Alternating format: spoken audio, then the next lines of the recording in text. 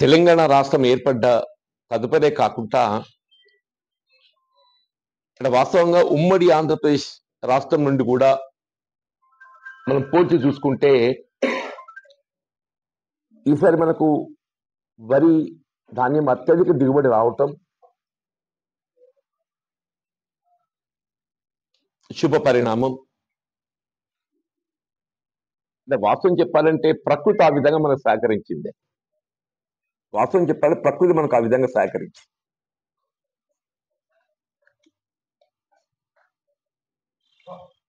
ఇలా కాళేశ్వరం ఏదైతే మేడిగడ్డ ఎత్తిపోతలు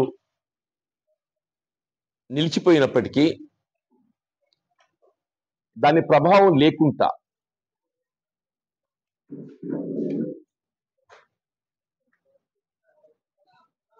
ఇలా శ్రీరామ్ సాగర్ ప్రాజెక్టే కానీ నాగార్జున సాగర్ కానీ ప్రధానంగా నాగార్జున సాగర్ ఈసారి ఓవర్ఫ్లో అయింది. శ్రీరామ్ సాగర్ ప్రాజెక్ట్ ఏదైతుందో మనకు మేడిగడ్డ ఎత్తిపోతల ప్రభావం లేకుంటే ఏదైతుందో ఇవాళ వరదకాల ద్వారా మిడిమానేరు ఎల్ఎండితో పాటుగా ఇలా మల్లన సాగర్ రంగనాయక సాగర్ కూడా మన ప్రాజెక్టులు రిజర్వాయర్స్ నింపుకునే అవకాశం మనకి ఏర్పడ్డది. నేను మొన్న హైదరాబాద్ పోయేటప్పుడు సిరిసిల్లకి వెళ్ళి వేరు మిడిమానేరు నీళ్ళైతే నువ్వు పోతావు ఎక్కువ పోతావు కానీ ఆ తంగలపల్లి బ్రిడ్జ్ ఆవల దాకా తన్ని నీళ్ళు మిడిమానేరు రిజర్వాయర్ నీళ్లు.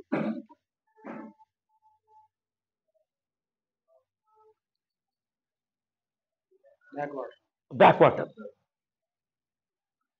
అంటే పంట దిగుబడికి అనుగుణంగా రైతాంగానికి ఏదైతుందో వీళ్ళ మద్దతు ధర కల్పనకు సంబంధించి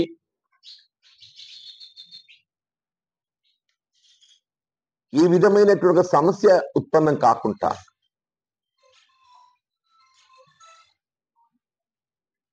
ధాన్యం సేకరణ కేంద్రాలు ఏర్పాటు చేయడమే కానీ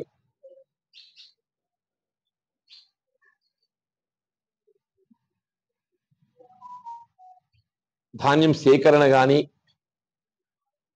నేను కూడా అనుభవంతో చెప్తున్నానే. అంటే ఒకటి రైతు ఏదైతున్నదో కొంత ఆరంభంలో పచ్చిబడ్లు అమ్మిన మిల్లులకు ఇట్స్ అ ఫ్యాక్ట్, దాన్ని మనం కాదండి. ఆరంభంలో ఏదైతుందో ధాన్యాన్ని ఆరబెట్టడము కొంత ఇబ్బందికరంగా భావించి పచ్చిబడ్లు అమ్మి, కానీ ఎప్పుడైతే మీకు ధాన్యం కొనుగోలు కేంద్రాలు ఆరంభమైనాయో ఏ విధమైన సమస్య లేకుండా రాష్ట్ర స్థాయిలో 22 లక్షల మెట్రిక్ టన్నుల ధాన్యం సేకరణ ఇంతవరకు చేయడం జరిగింది నిన్నటికి. ఈ బోనస్ అనేది ఏదైతుందో రాజకీయంగా సరే ఏ పార్టీ ఏదైనా మాట్లాడుతుంది, అది డిఫరెంట్, ఎవరి ఆలోచన వాళ్ళు చెప్తుంటారు ఏదో. కానీ నేను ఒకటి చెప్తున్నానే, వీళ్ళ దేశంలో మొత్తం భారతదేశంలో మద్దతు ధరకు మించి మినిమం సపోర్ట్ ప్రైస్ కంటే మించి అదనంగా ₹1 బోనస్ ఇస్తున్న రాష్ట్రం వేరే ఏదైనా ఉన్నదా? అదనంగా ₹1 బోనస్ ఇచ్చేటువంటి ప్రభుత్వం ఏదైనా ఉన్నదా? It is only the Telangana state, it is only the Telangana state where Congress government is in power, where Congress government is in power. ఇలా సన్న రకాలకు ఏదైతుందో క్వింటల్కు ₹500 మన బోనస్ నగదు రూపేణా అందింపజేస్తుంది. దాన్ని మనం గమనంలో తీసుకోవాలి. రైతాంగం ఏదైతుందో వినియోగించుకోవాలి, రైతాంగం దీన్ని వినియోగించుకోవాలి. ఇది వాళ్ళు హక్కుగా భావించాలి. ప్రభుత్వ ఆలోచన విధానం అనేది ఏదైతుందో రైతాంగం వాళ్ళ హక్కుగా భావించాలని చెప్పి అంటుంది.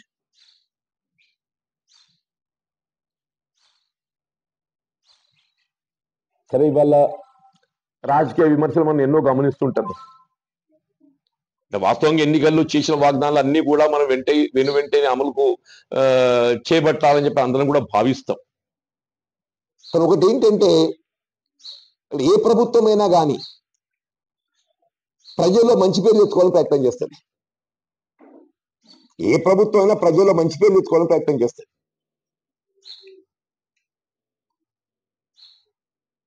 ఏ కార్యక్రమం అయినా కానీ నిధులతో ముడిపడి ఉంటుంది. ప్రభుత్వం అమలు చేసి తెల్లబెట్టే ఏ కార్యక్రమం అయినా కానీ నిధులతో ముడిపడి ఉంటుంది. ఏమైపోయింది? తెలంగాణ రాష్ట్రం ఏర్పడ్డ దశాబ్ద కాలంలో ఇప్పుడు గత ప్రభుత్వం అది టీఆర్ఎస్ఏ కానీ బీఆర్ఎస్ఏ కానీ అప్పుల ఊబులోకి నెట్టబడడంతో ఏ నెలకా నెల వనరులు సమీకరించుకుంటూ ఇలా ప్రభుత్వ అభివృద్ధి కార్యక్రమాలు సంక్షేమ కార్యక్రమాలు అమలు చేసే పరిస్థితి ఉందని చెప్పండి.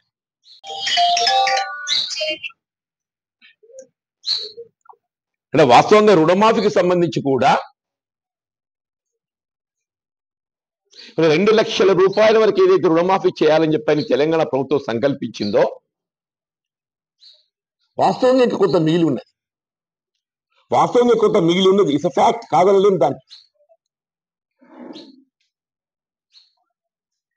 కానీ మిగిలి ఉన్న రైతాంగాన్ని కూడా 2 లక్షల రూపాయల వరకు పూర్తి స్థాయిలో రుణమాఫీ చేయటం ఇలా ప్రభుత్వం యొక్క బాధ్యత.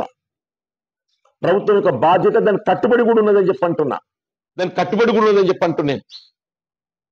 ఇలా కొంత జాప్యం కావడంతో మిగిలిన రైతాంగానికి సంబంధించి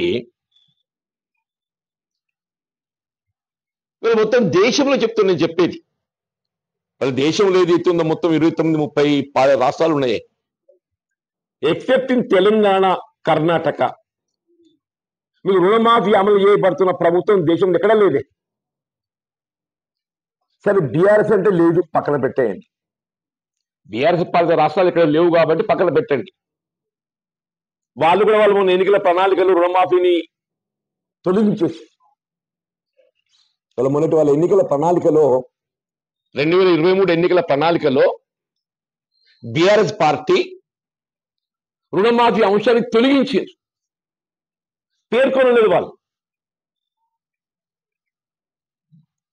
బీజేపీ పాలిత రాష్ట్రాలలో ఎక్కడ కూడా ఏదైతుందో రుణమాఫీ చేస్తున్న ఉదంతం లేదు.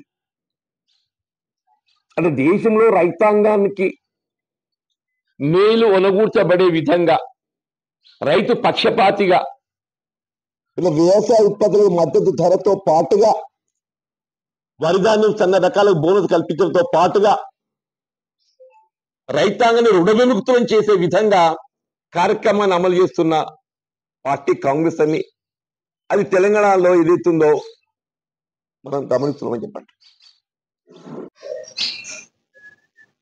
సరే ఇతర కార్యక్రమాలు కూడా ఉన్నాయి. మహిళా సంక్షేమం,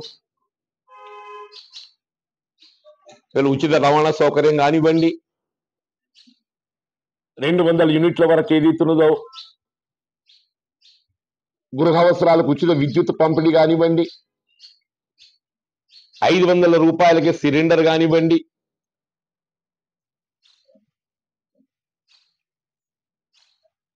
దేశంలో ఎక్కడ కూడా ఏ రాష్ట్రంలో కూడా ఏ పార్టీ కూడా అమలు చేస్తలేదే. భారతీయ జనతా పార్టీ పాలిత రాష్ట్రాలు ఉన్నాయి కదా, వాళ్ళు ఒకసారి ఎప్పుడైతే మాట్లాడబోయే ముందు తెలంగాణ రాష్ట్రంలో అమలు చేయబడుతున్నట్టు సంక్షేమ కార్యక్రమాలు, మహిళా సంక్షేమానికి సంబంధించి ఉచిత రవాణా కానివ్వండి, గృహ అవసరాలకు 200 యూనిట్ల వరకు ఉచిత విద్యుత్ కానివ్వండి, 500 రూపాయలకి సబ్సిడీ కానివ్వండి, మీ పాలిత రాష్ట్రాలలో మీరు ఎక్కడైనా అమలు చేయటానికి ప్రయత్నం చేస్తున్నారా?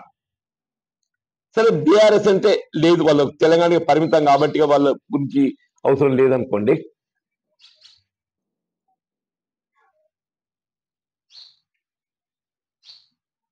ఇవాళ అందుబాటులో ఉండే ఒక వనరుల సమీకరణతో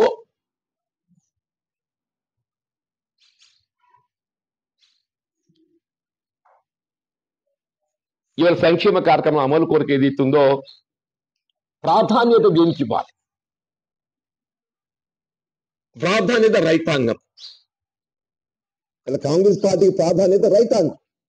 కాబట్టి రుణమాఫీ ప్రక్రియతో ఆర్థిక భారమైనా కానీ 18,000 కోట్లు కేటాయింపు చేసి అమలు చేసిన ఇంకా కూడా ఉంది చేయవలసింది. అది కూడా చేసే బాధ్యత ఈ ప్రభుత్వం మీద ఉందని చెప్పి అంటున్నది, కట్టుబడి ఉందని కూడా అంటున్నాయి.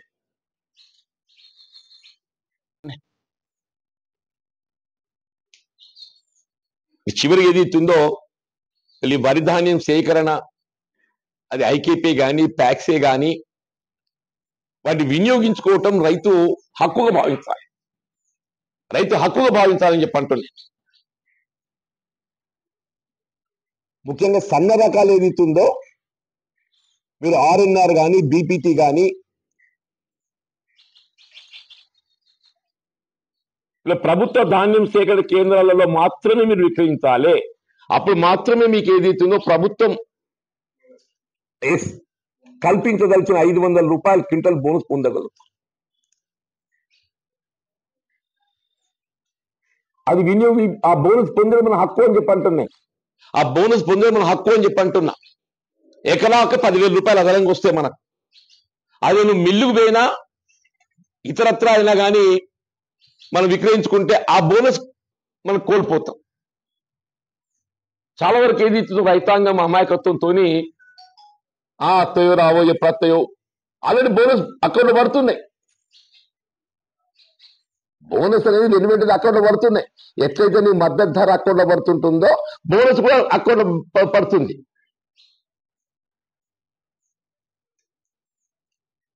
Thank you.